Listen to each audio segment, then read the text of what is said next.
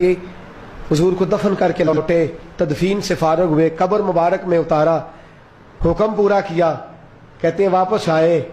تو جناب انس سے سیدہ فاطمہ کہنے لگی، انس تو نے بھی میرے رسول پہ مٹی ڈالی ہے؟ انس تیری جرت ہو گئی تھی؟ فرماتے ہیں اس وقت فاطمہ کا پہلا آنسو گرا اور پھر 6 مہینے حضور کے بعد حیات رہی، میں نے اس کے آنسو ہی گرتے دیکھے۔ لوگ سو جاتے، وہ حضور کے روضے پہ جا کے بیٹھ جاتی، کہتے میں سمجھاتا بہلاتا، لیکن فاطمہ کہتی علی صبر اپنی جگہ، کرم اپنی جگہ، اور میں تجھے کیا بتاؤں، بہن بھائی پہلے سارے چلے گئے، والدہ پہلے چھوڑ گئی، اب حضور علیہ الصلوۃ والسلام نے بھی پردہ ڈال لیا ہے، مجھے چار اور جانب کچھ دکھائی نہیں دیتا۔ کہتے ہیں 6واں مہینہ تھا حضور کے وصال کو،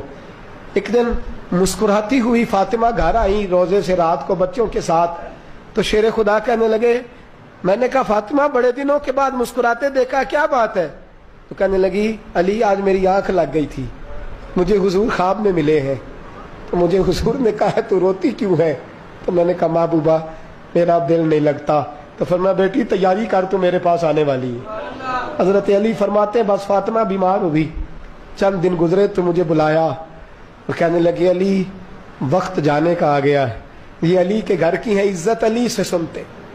نبی کے گھر کی ہے عزت، نبی سے سنتے، وہ جس نے معزز کیا گھرانے کو، حسین پال کے جس نے دیا زمانے کو، جانے کا وقت آ گیا ہے۔ علی پہلی بات تو یہ ہے کہ حضور کی نواسی جناب امامہ سے شادی کر لینا، وہ حضور کو بڑی پیاری ہے، اور دوسری بات یہ ہے کہ میرے حسن حسین ان کا خاص خیال رکھنا، اور تیسرے لفظ کہے تو حضرت علی تڑپ کے روئے،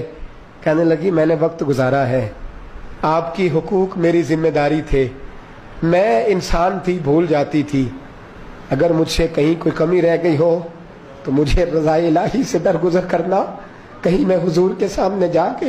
شرمندہ نہ ہو جاؤں۔ شیر خدا کرم اللہ تعالی وجہ الکریم فرماتے ہیں میں نے ہاتھ تھاما اور میں نے کہا فاطمہ علی کا بڑا مرتبہ تھا، پر جو تیری نسبت سے کمال تھا وہ تیرا ہی تھا، تو کیسی بات کرتی ہے، تو نے تو حد کر دی، شہزادی ہو کے میرے گھر میں خادموں کی طرح رہی۔ حضرت فاطمہ رضی اللہ تعالیٰ عنہا کا دوسرا حکم یہ ہوا کہ مجھے رات کو دفنایا جائے، اور فرمایا میرے پہلے مدینے میں ایسا نہیں ہوتا تھا، یہ حضرت فاطمہ نے سب سے پہلے کہا، فرمایا میری چارپائی کے ساتھ لگا کے نا شاخیں،